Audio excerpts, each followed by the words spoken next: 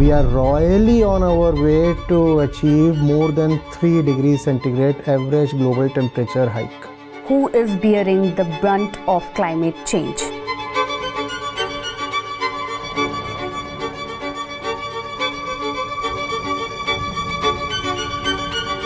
Acharya Prashant, who do you think is responsible for the climate change? There are just 100 that are responsible for 70% of the world's carbon emissions. And the ones who will bear the brunt are the generations who have not done anything or much to deserve the punishment. But they will be punished. The ones who are disappearing forever do not even know why they are going extinct. Just one species out of the billions that inhabit this planet, this one species is responsible for mass obliteration. It's the poor, it's the voiceless that would be left behind to suffer and tragically die, and suffer a lot before dying. Hello and welcome. This is Divyanshi Sambrav. In this special NDTV program, we are going to address one of the major issues of today's time. Who is bearing the brunt of climate change? Is climate change just about changing weather, melting glaciers, and burning earth? Maybe it's also about people who are bearing the consequences of it all, who are causing it and who are living the reality of these consequences. There's a major difference, and we want to ask this major question. Today we have Acharya Prashant with us, who have been actively involved in environmental conservation, and he has been talking about the related subjects in a manner that reaches the masses and that help cultivate the inner consciousness that is needed to reverse the changes. A very warm welcome to this special talk, Acharya Prashant. When we talk about climate change, as it is generally being addressed in popular culture, in media and journalism, and all the other things that we have in relation to them, what we don't discuss generally is who is actually bearing the brunt of the climate change. Who are these people who are actually suffering because of the greater challenge that we are facing? Acharya Prashant, who do you think is responsible for the climate change? Who can be held accountable and who are bearing the consequences of it all? This is one of the most tragic aspects of the climate crisis. The ones who are responsible are going to get away scot-free almost. They won't foot the bill. They won't bear the consequences. Who is responsible? The data is straight on that. The 5% richest people of the planet, they account for more than 50% of the global carbon emissions. And the bottom 50%, they account for 5 or 7% of the total carbon emissions. So it's the top 1%, top 5% that are majorly responsible.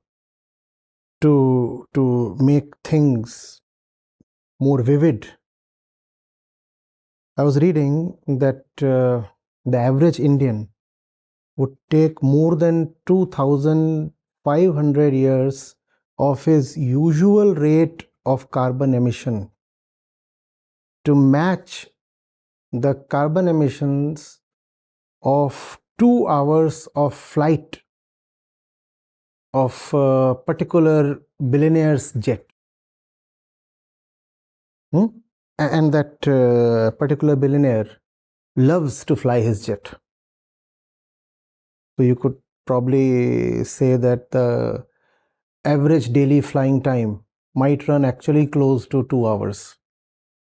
And the average Indian would take 2,500 years to match that level. And yet it's the Indian who's going to pay the price. Climate injustice is at several levels. So we talked of individuals, those who will emit will suffer the least because they have the resources, the wherewithal to get away. Then there are countries, the global north, that emits the most. And the global north will be the last one to suffer with the same intensity as the global south would suffer. Places that are dependent still on normal rainfall for their agriculture, for example, places that have great population densities and hence the failure of crops would see mass migration. These specters do not belong to the global north, even though global north is responsible for the emissions. If we look at the concentration of excess CO2 in the Earth's atmosphere, ideally it should be around 270 parts per million. Right now it's close to 440 parts per million. Where has this excess amount come from? We find that the developed world today has contributed more than 80% of it. In that sense, in the aggregated sense, we might even say that the climate crisis is actually a crisis created solely by the North. I'm talking of the global North, which includes all developed nations, which are also the most emitting nations. Now you include China as well in that, since the last 10-15 years. So at the level of the individual, the rich ones are responsible. At the level of countries, the global North is responsible. At the level of corporations, there are just 100 companies. Of the millions of organizations, companies, body corporates existing in the world today, there are just 100 that are responsible for 70% of the world's carbon emissions. Most of these companies are in the field of energy or agriculture. These are the two most carbon intensive sectors. How can we talk about net zero emissions then? That's a mirage. That's something we have given ourselves to remain entertained, remain foolishly hopeful. That's not going to happen. Forget about net zero. Net zero is a far cry. We wanted 44% reduction by 2030. We have achieved 0% reduction. Our emissions this particular year, 2025, are exactly the same as they were at the beginning of the duration of the Paris Agreement. 58 gigatons this year as well. We have achieved zero reduction. We are royally on our way to achieve more than 3 degrees centigrade average global temperature hike.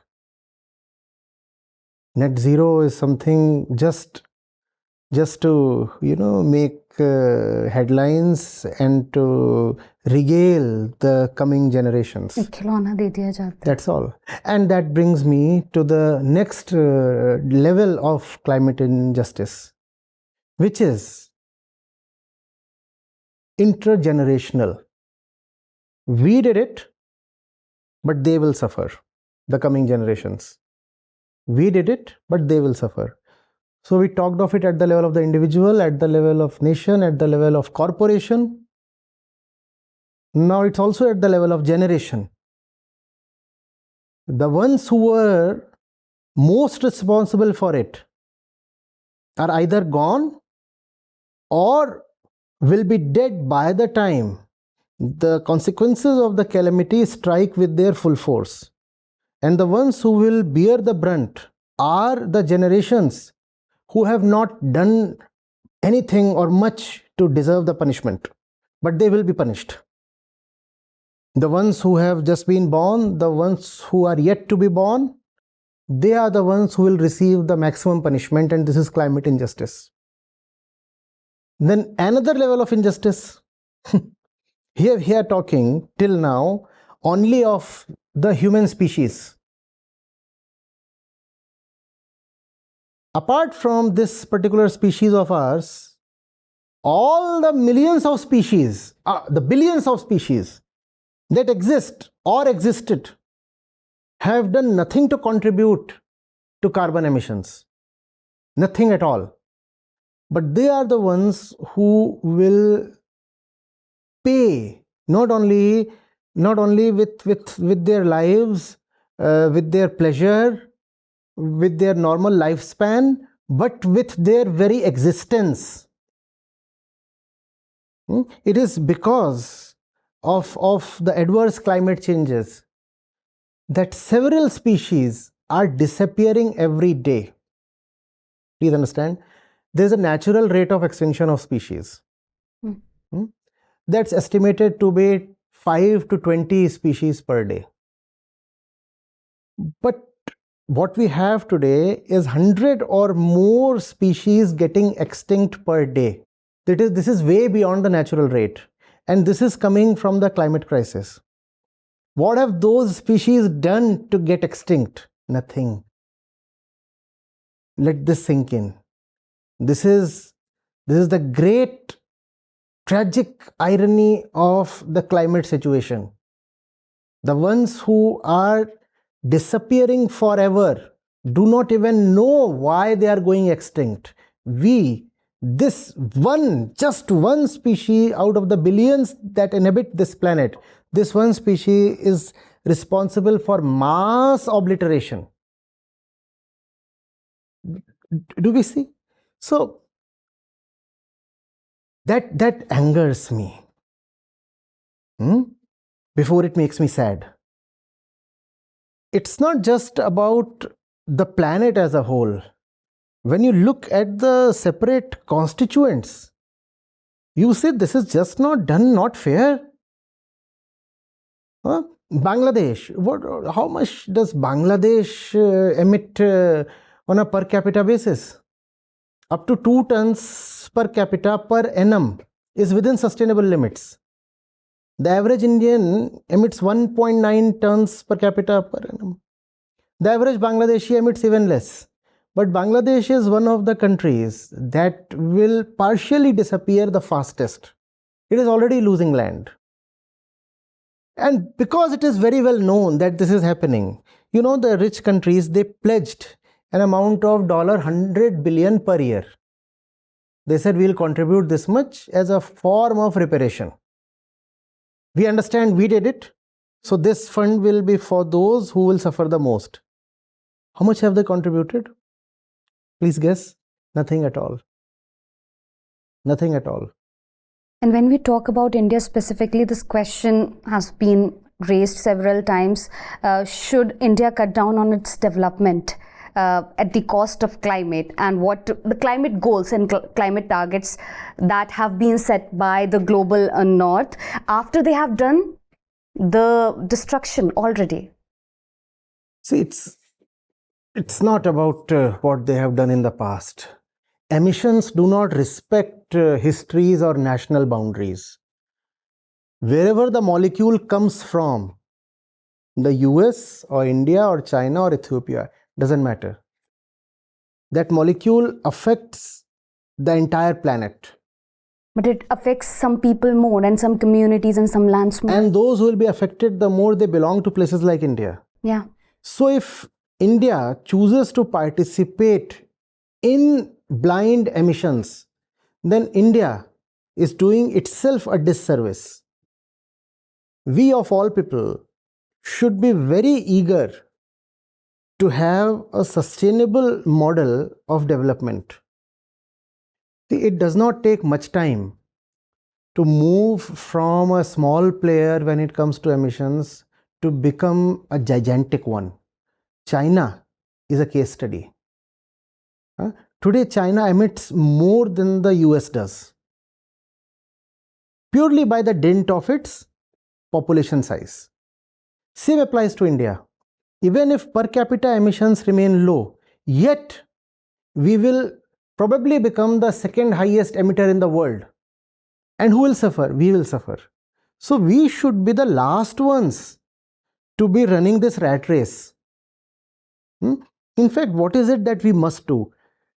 we have to stop supporting those who have any kind of adverse climate mindset And how can we do that? by using whatever political and economic heft we have. You know what does in India is going to affect India the most. America will emit, India will suffer. Right?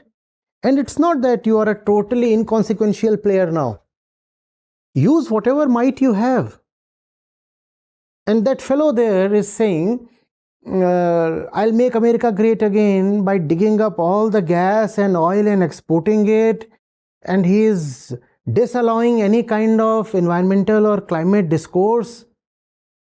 He is withdrawing subsidies. He is saying, no, the word climate does not exist at all. You have to realize that that kind of policy is totally anti-India. What will you do if a nation, big or small, has anti-India policies? You will adjust your policies accordingly. Instead, we are behaving in the same way as America does. America is pretending that climate does not exist, and India too is deleting the topic of environment and the problem of climate from its own textbooks meant for kids. We too are turning a blind eye. Probably America can afford that. We cannot. We are the ones who are terribly going to suffer. Think of the monsoons. Yeah. We rely on a particular temperature differential at a particular time of the year for the rains to happen in a way that will sustain crops and therefore our large population. Otherwise, there is no food security. Recently experienced in May and June. You think of it, January to April, we had 4 of the warmest months in the last 125 years. And then the 5th one was the wettest month. From warmest to wettest in a snap. That's what is happening. And it's not going to continue like this. The annual precipitation that we were to have, we have lost a big chunk of it in May and the first week of June. We are in for horrid and hot times ahead. Think of what that means for the farmer. 50% of our population is still directly or indirectly dependent on agriculture. Think of what that means for food security. And think of what kind of mass displacement that can bring, yes.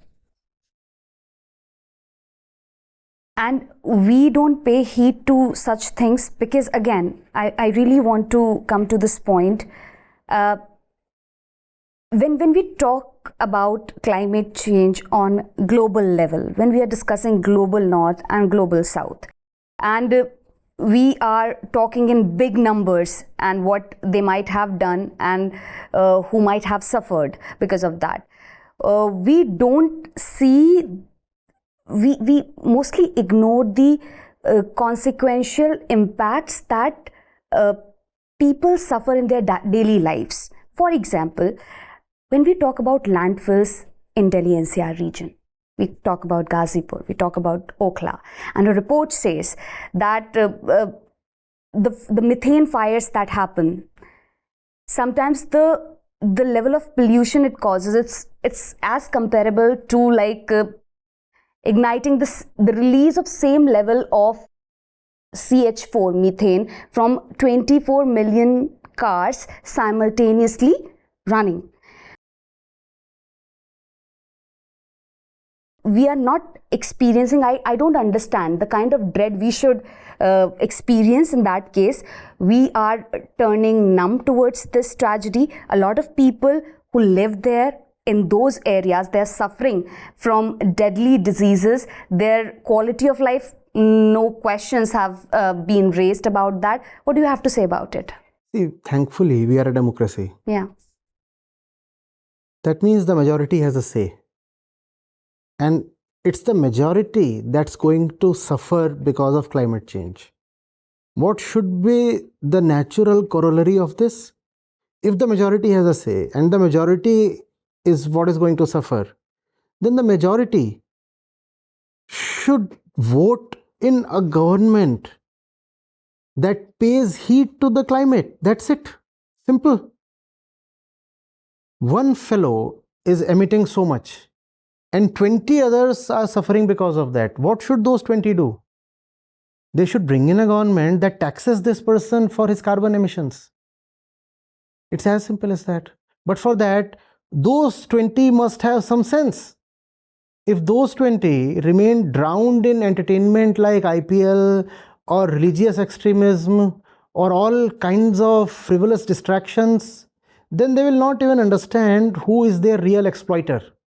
And then they'll not vote in the right way. Otherwise, it should be very easy. When we say it is just the 1% or 5% population of the world that's responsible for the tragedy that's befallen us, then in some way it should be good news. If these 95% get together, raise their voice, realize their perilous condition, then things will change. But instead what we find is that these 95% idolize those 5%. The richest 1%, 5% are the biggest culprits, right? And if you ask someone among the 95%, they will say we want to become like the ones who emit so much. And that's where the problem lies. We're looking up to them for instance. We are worshipping our exploiters. And how do we, for example, a common man, and again power dynamics come into play. We think beforehand that we won't be able to do it. Just like you said, 95% of the population, if they just join hands and they raise their voice and they start fighting and start asking for their rights and starts questioning their exploitation, their exploiters, but indifferently to what we have imagined, they worship them, just like you said. So the most powerful people in the world are those small percentage, that small chunk, and people just don't want to do anything against them. No, wait, all their power is limited to what they can do outside of you. They can create certain situations. They control all the media, so they can beam in something through your TV sets. That's the maximum they can do, right? Your interiors are your own sovereign place. No power of the world, irrespective of how much political clout or economic prowess it has any indisputable or natural right to your inner space that you control. They can try to build a narrative, but whether or not you accept that narrative is a choice that you have. But what choice do the people of Ghazipur landfill have? They are living in those conditions. Have they voted for the right candidates? Probably some of them.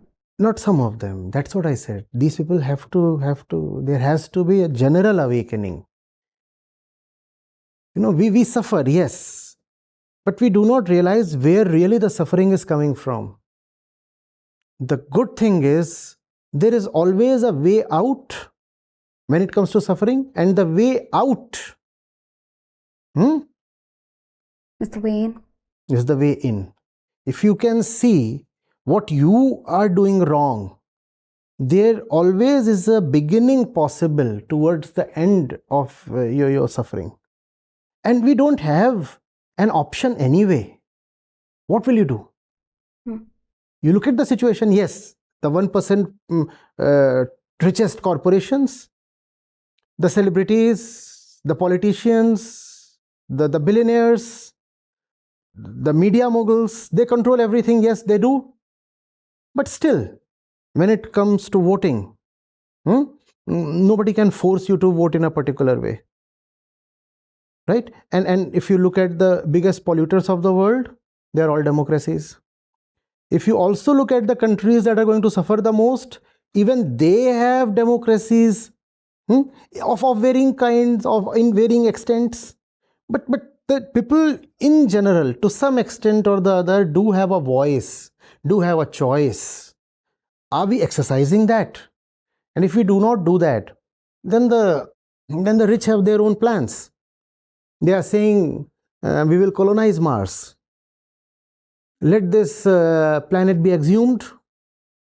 We are running away. Off we go, and let this planet go to dogs. That's fine. We can see a possibility of that. That's inevitable, you see. If someone can manage a better life for himself elsewhere and has the resources to make it possible, why would he stay here? Do the Indian celebrities stay in India? The moment they gain enough money, they find a residence abroad. You keep worshipping them here. Look at your cricketers. Somebody has a residence in London, somebody visits India only when particularly needed. Even look at your spiritual gurus. They all have bases outside of India. It's the poor, it's the voiceless that would be left behind to suffer and tragically die, and suffer a lot before dying. We don't see this. And we worship exactly those who are bringing the suffering upon us. That's the central problem. Lack of awareness. Rather, we are benefiting them in some way or the other. Obviously. When it comes to consumerism, Obviously. for example, a lot of things, even when we talk about the influencer culture, everything is... Who made them influencers? They all are standing on your shoulders. How can there be a leader if you are not the follower? Can there be a leader if you are not the one following him? Can there be an influencer without that 5M, 10M, the number of followers or subscribers figure written besides his or her name? Can there be a billionaire or an industrialist without an army of customers buying his shallow, trivial, nonsensical products that he manages to just put in your mind through incessant advertisement? Do we control our mind? We are allowing somebody else to dictate our actions, and this is how they are commanding us. That's what the entire climate injustice is about. The poor are suffering, the voiceless are suffering, the next generations will suffer, the animal species are getting wiped off, and the ones who caused it, and the ones who caused this will run off to Mars maybe. They are not even acknowledging that climate crisis exists. They are in fact saying you multiply your numbers all the more so that the market for our products and services doesn't contract. Or is it the case that the mess has been created like this? Maybe I'm just speculating what might be the reason behind this, that there is no way left. For example, if I would say a billionaire or a millionaire who somehow knows and somehow feels responsible. For example, if someone becomes maybe spiritually enlightened in that way, and some kind of conscience he might get, the mess that has been created around, is it stopping him or her from acknowledging that this has happened and this has happened because of me? And what can they do if they can acknowledge this? They fully well understand that they have done this. If you're talking of the real culprits, they very well know how all this has happened. They know better than the common man what they have done. They know it and they want to perpetuate it. It's not that they are in the dark. It's not that their guilt is forcing them from taking corrective action. None of that. They know very well what is happening. The thing is, in absence of any spiritual center, a spiritual compass, all that drives you is your untamed greed. If I can have more, I will have more. That's it. That's it. And if the other person is ever so ready to get fooled, I will make a fool of him. You're talking of this billionaire. Where do his billions come from? They come from you and me. How does he manage to extract money from your pocket? By selling you something that you never need in the first place. How does he manage to make you feel that you need his products? By putting a bad philosophy of life in your mind. And all that is a big show being run by him. Please understand. The fellow parades his half a dozen, or rather 1.2 dozen kids. Why? Because you become a bigger customer when you beget kids. So he wants you to have lots of kids. You become a compulsive buyer once you have a full nest. You cannot say, I don't want to spend. You will have to spend. The kid is there. So he's putting in a bad philosophy here. Your life is unfulfilled if you do not become a mother once, twice, 5 times. He's not just selling you a product. First of all, he has successfully sold you a philosophy. That philosophy is coming from him. Do you get this? When you manufacture a product, you also have to manufacture a buyer. Why do we become buyers? Most of the stuff that they are selling to us is stuff that you pay for very needlessly. It's stuff that has negative value actually in your life. It has no utility. It has negative utility, not even zero. But we keep on taking those things. What does the common man live for? Consumption. When do you say a particular person is successful? When you find that person consuming more and more. Who told you all this? Who told you that your life is good if you are up on the curve of consumption? That fellow who offers you goods and services to consume, he is the one who put it inside you. And that's where we can apply the brakes. That's where I said our interior place should be our own fiefdom. We cannot allow him to rule here. I will decide what I need, not the series of your propaganda, your narrative, your advertisements. No. I'll not allow that to influence me. Let me be sovereign. It is that independence, that sovereignty, that freedom that comes from what you can call as self-knowledge. Otherwise, you are a puppet.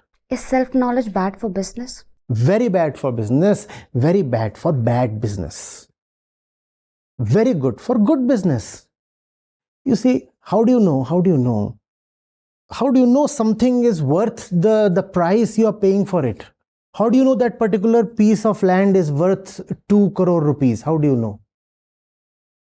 How do you know a particular configuration of a particular metal is worth rupees 10 lakh? Please tell me, how do you know? This particular ring here costs 10 lakhs. How do you know it's worth 10 lakhs? Who told you? The markets have to. The markets have told you. Otherwise, there is no intrinsic value. Please see.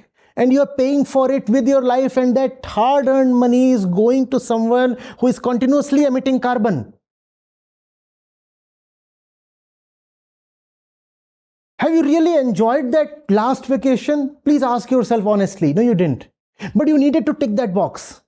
Who told you that you need to tick that box? Maybe the airlines? Maybe the hotel industry? Maybe the peers. Maybe all those who benefit from your money. They are the ones telling you to take that vacation. They are the ones selling you those business. They are the ones hiring the celebrities to pose on those beaches in those bikinis so that you are lured. Oh, I too want to go there. They are running away with the money you earn, your sweat and blood and toil. And not only do they run away with your money, they use your money against you. That's what climate injustice is about.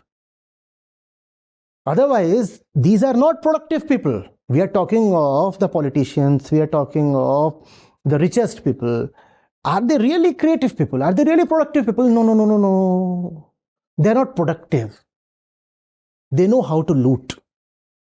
They don't create value. They create illusions.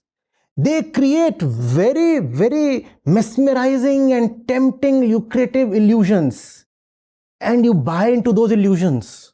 And you pay for those illusions, and then they misutilize your money to exploit you. Then it comes to, a lot of it boils down to money also. If we look at money or the resources we have, markets won't work.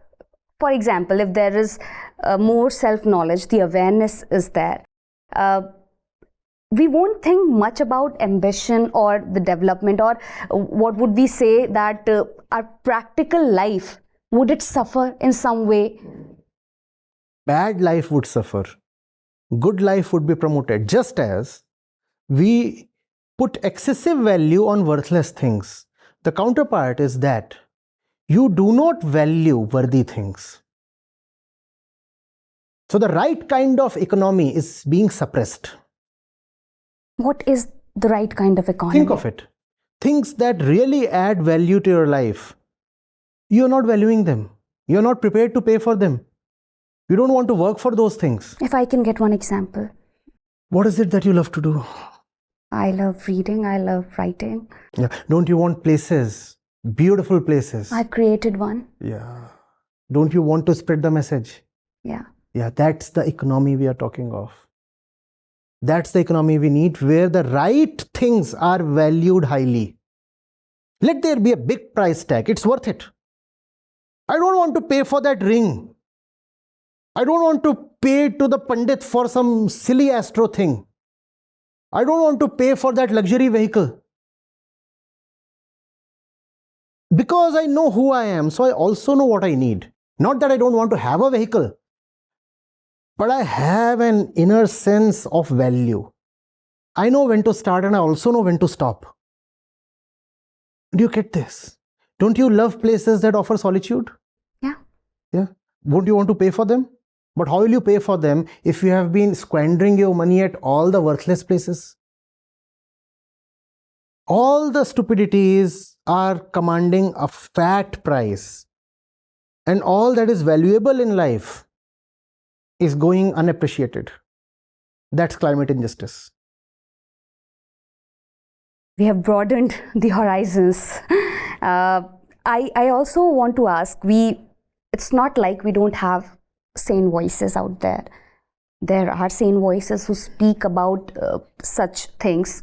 They talk about a lot of things, maybe spiritual wisdom, self-knowledge and things. But when it particularly comes down to climate and climate injustice, which I think is a far cry even now, why aren't spiritual leaders speaking about it more openly?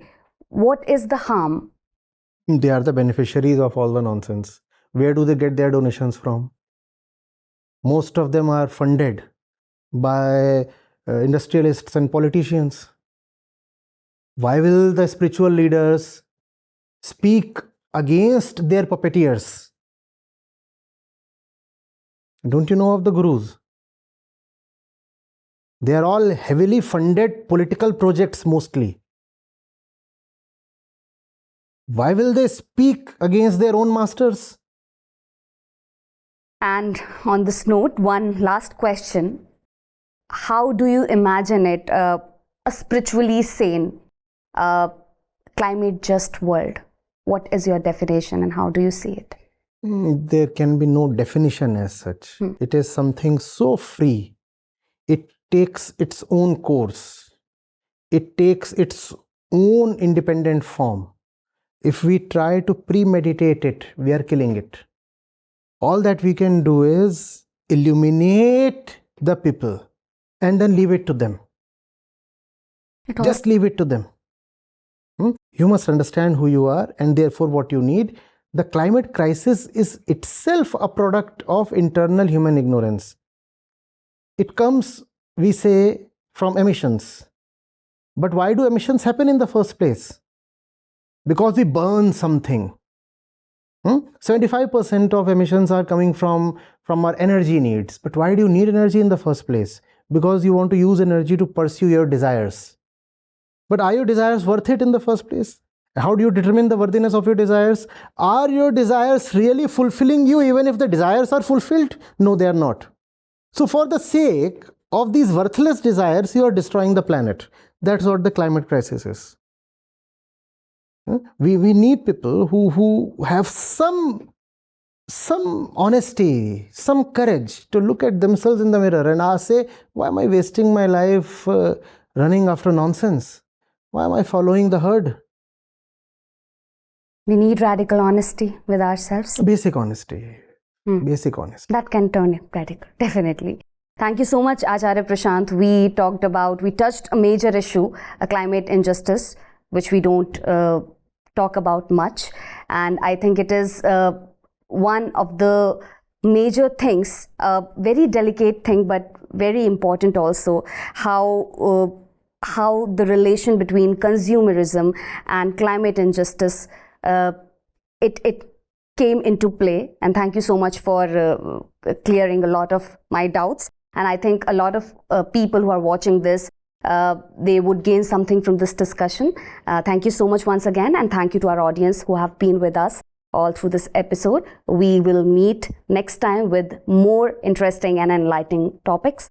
And until next time, goodbye.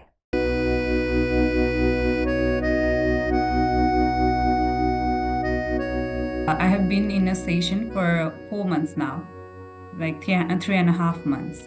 And I have been listening to him since 2023. So it's been 2.5 years now. Around 2.5 years, not completely. He is one of the person I couldn't listen first of all, as most of his student mentions. Like I'm totally against him. Now I cannot sleep without listening to him. That is my status right now. And I was very curious child, and I always want to question more and more. Nowadays, because of Prashant sir, I am questioning even more. Today, he just mentioned, maybe kind of I can accept that I am a stupid one than the intellectual one.